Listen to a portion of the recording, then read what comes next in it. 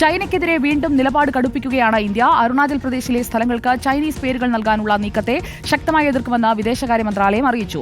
ചൈനയുടെ മുഖപത്രമായ ഗ്ലോബൽ ടൈംസിന്റെ X account ഇന്ത്യയിൽ നിരോധിച്ചു.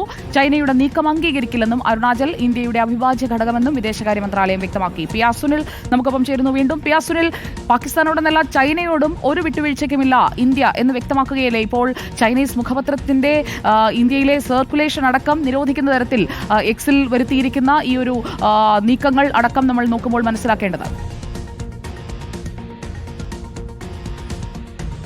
സുജിയ, തീർച്ചയായും ചൈനയുടെ പ്രകോപനം അവസാനിക്കുന്നില്ല എന്ന് തന്നെ പറയാം. ഏതായാലും വടക്കുകിഴക്കൻ മേഖലയിൽ ഇപ്പോൾ ചൈനയുടെ പ്രകോപനം വീണ്ടും ആവർത്തിക്കുകയാണ്. ഇപ്പോൾ അരുണാചൽ പ്രദേശിലെ ഇന്ത്യയുടെ പ്രദേശങ്ങൾക്ക് ഇപ്പോൾ ചൈനീസ് പേര് നൽകാനുള്ള നീക്കമാണ് ചൈന നടത്തുന്നത്.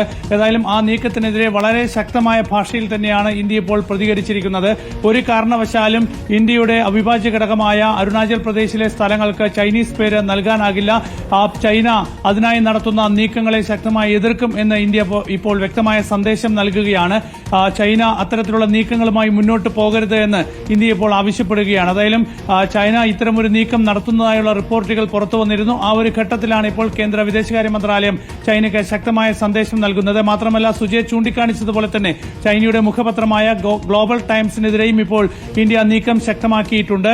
ഇന്ത്യക്കെതിരെ മോശം പരാമർശങ്ങൾ നടത്തുന്ന, വിദ്വേഷ പരാമർശങ്ങൾ നടത്തുന്ന ഗ്ലോബൽ ടൈംസിന്റെ എക്സിലെ അക്കൌണ്ട് ഇപ്പോൾ ഇന്ത്യയിൽ നിരോധിച്ചിരിക്കുകയാണ്. ഇതോടൊപ്പമാണ് ചൈനയ്ക്ക് വേണ്ടി വാദിക്കുന്ന മറ്റൊരു അക്കൌണ്ടായ ഷിൻഹുവ ന്യൂസിന്റെ അക്കൌണ്ട് കൂടി ഇന്ത്യ ഇപ്പോൾ നിരോധിച്ചിട്ടുണ്ട്. അങ്ങനെ ചൈനയുടെ പ്രകോപനം തുടരുന്ന സാഹചര്യത്തിൽ ശക്തമായ പ്രതികരണമാണ് ഇപ്പോൾ ചൈനയ്ക്ക് കേന്ദ്ര വിദേശകാര്യ മന്ത്രാലയം നൽകുന്നത്. ചൈനയുടെ ഗ്ലോബൽ ടൈംസിന്റെ എക്സ് ഹാൻഡിൽ അൺവെരിഫൈഡ് ക്ലെയിംസ് അത് ആവർത്തിച്ച് പ്രസിദ്ധീകരിക്കുന്നതിന്റെ അടിസ്ഥാനത്തിലാണ് ഇപ്പോൾ നിരോധിച്ചിരിക്കുന്നത്. അക്കൌണ്ട് വിത്ത്ഹെൽഡ് എന്ന സന്ദേശമാണ് എക്സിൽ അത് പരിശോധിച്ചു കഴിഞ്ഞാൽ മനസ്സിലാക്കാൻ കഴിയുക. ഇന്ത്യൻ സൈന്യത്തെക്കുറിച്ച് ഇന്ത്യയും പാകിസ്ഥാനും തമ്മിൽ സംഘർഷം നിലനിന്ന സമയത്തടക്കം അൺവെരിഫൈഡ് ആയിട്ടുള്ള പാകിസ്ഥാന്റെ ഭാഗത്തു നിന്നുള്ള ക്ലെയിംസ് ആണ് അതിൽ പ്രസിദ്ധീകരിച്ചത്. ഇത് എടുക്കുന്നതിന് മുൻപ് ഇന്ത്യയിലെ മാധ്യമങ്ങളും അക്കാര്യങ്ങൾ വെരിഫൈ ചെയ്യണമെന്നുള്ളത് വ്യക്തമാക്കിയിരുന്നു. അതോടൊപ്പം തന്നെ ചൈനയിലെ ഇന്ത്യൻ എംബസിയും മുന്നറിയിപ്പ് നൽകിയിരുന്നു ചൈനയ്ക്ക്. എന്നിട്ടും അത് തുടർന്ന പശ്ചാത്തലത്തിലാണ് ഇപ്പോൾ ഗ്ലോബൽ ടൈംസിന് എക്സിൽ ഇന്ത്യ നിരോധനം ഏർപ്പെടുത്തിയിരിക്കുന്നത്.